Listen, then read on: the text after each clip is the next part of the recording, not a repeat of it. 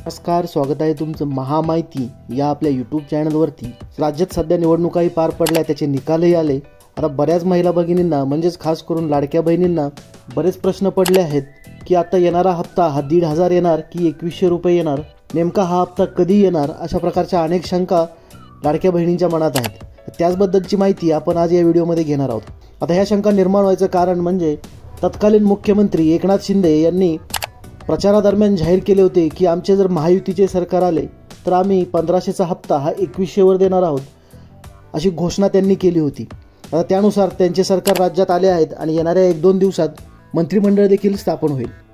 त्यामुळे पुढील पैसे हे 2100 रुपये येणार की 1500 रुपये येणार हे लवकरच कळणार आहे। त्याचबरोबर लाडक्या बहीण योजनेचे आतापर्यंत काही महिलांना 4500 तर काही महिलांना 7500 इतके पैसेही जमा झालेले आहेत। म्हणजे नोव्हेंबर आणि ऑक्टोबर याचे एकत्रित पैसे जे निवडणुकीपूर्वीच जमा केले होते तेही महिलांच्या खात्यात जमा झालेले आहेत।